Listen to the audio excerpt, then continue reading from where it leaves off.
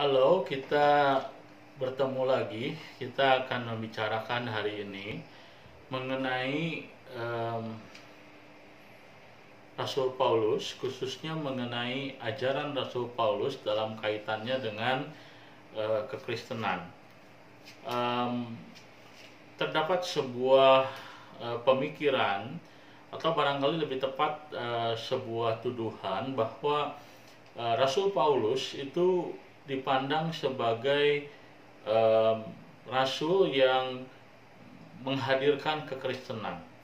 Jadi kalau Tuhan Yesus dianggap sebagai bagian daripada agama Yahudi, maka beberapa orang percaya atau beberapa orang mengatakan bahwa Rasul Pauluslah yang membuat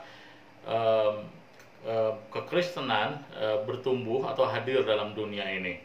Itulah sebabnya ada pemikiran yang mengatakan bahwa atau yang mempertanyakan bahwa kekristenan itu apakah ajaran Yesus ataukah ajaran Paulus, atau apakah kekristenan itu berasal dari Yesus ataukah berasal dari Paulus.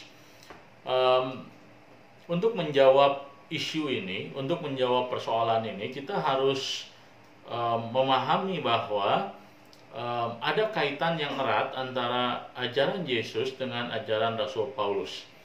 Kalau kita membandingkan misalnya saja ajaran Rasul Paulus mengenai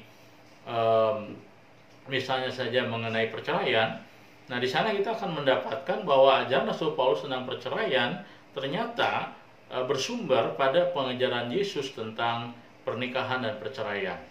Dalam 1 Korintus pasal yang ke-7 di Rasul Paulus membicarakan mengenai pernikahan, mengenai selibat, dan juga mengenai perceraian.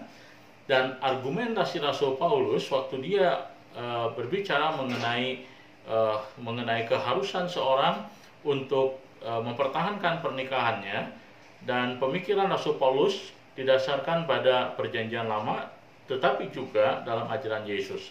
Nah, itulah sebabnya jikalau ada orang yang berpikir bahwa ajaran Paulus adalah menciptakan atau menggantikan ajaran Yesus, itu tidak benar, oleh karena ajaran Paulus justru bersumber daripada ajaran Yesus. Ada kontinuitas antara ajaran Paulus dengan ajaran Yesus. Namun kita memang tidak dapat memungkiri bahwa dalam pokok-pokok ajaran tertentu Rasul Paulus berbeda dengan pemikiran ataupun ajaran yang Yesus ajarkan. Misalnya saja waktu Rasul Paulus berbicara mengenai Taurat. Bagaimana pandangan Rasul Paulus tentang Taurat tentu berbeda dengan pandangan Yesus waktu dia berbicara tentang Taurat. Tetapi keperbedaan di antara keduanya bukanlah menunjukkan bahwa Rasul Paulus menciptakan sebuah ajaran yang baru, bukan. Tetapi perbedaan keduanya pada dasarnya adalah sebuah kontekstualisasi atau sebuah reinterpretasi ajaran Yesus dalam konteks yang baru.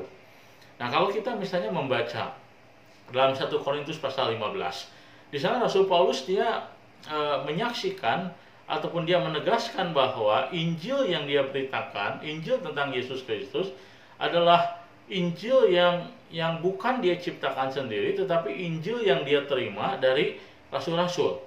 Artinya apa? Artinya Rasul Paulus waktu dia memberitakan tentang Injil, mengajarkan tentang Yesus, maka pengajaran dia tentang Yesus pada dasarnya adalah pengajaran yang sama dengan apa yang rasul-rasul ajarkan dalam gereja mula-mula. Nah, hal ini memperlihatkan kepada kita bahwa sekali lagi tidak benar bahwa Rasul Paulus itu menciptakan Injil yang baru, menciptakan kekristenan, tetapi sesungguhnya Rasul Paulus adalah bagian daripada kekristenan sejak awal, bagian daripada gereja mula-mula. Bahkan pengajarannya adalah pengajarannya bersifat berkesinambungan dengan ajaran para rasul yang lain. Nah, hal kedua yang harus kita pikirkan, pertimbangkan waktu kita berkata bahwa Rasul Paulus mengajarkan ajaran yang berbeda, bahkan Rasul Paulus menciptakan agama Kristen. Nah, hal yang harus kita pertimbangkan adalah mungkinkah para rasul yang hidup pada abad pertama Masehi membiarkan sesuatu yang tidak benar disampaikan kalau memang hal tersebut berbeda dengan kebenaran yang selama ini diterima oleh para rasul. Nah, sampai hari ini kita tidak menemukan adanya evidence, adanya catatan bahwa para rasul mereka mengkritik ajaran daripada Rasul Paulus. Tidak.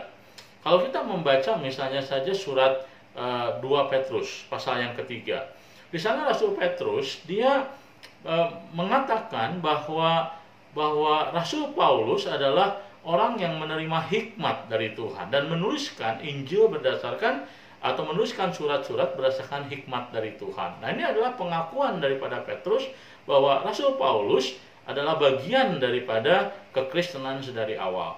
Nah, mungkin ada yang bertanya, bagaimana dengan surat Yakobus? Bukankah Yakobus di dalam suratnya dalam pasal yang kedua dia menyerang Rasul Paulus? Nah, maka kita harus memahami bahwa apa yang diserang oleh Yakobus waktu dia berbicara soal iman tanpa perbuatan sesungguhnya bukan menyerang ajaran Rasul Paulus, karena Rasul Paulus tidak pernah mengajarkan iman tanpa buah perbuatan. Yakobus tidak menyerang Rasul Paulus, tapi Rasul Paulus, Yakobus dalam hal ini dia mengajarkan sebuah ajaran yang pada substansinya sama dengan Rasul Paulus, tapi berbeda konteks. Jadi kalau Rasul Paulus berbicara soal keselamatan, dia berbicara soal bagaimana seseorang diselamatkan. Sedangkan Yakobus waktu dia berbicara keselamatan, dia berbicara soal buah atau bukti nyata daripada keselamatan.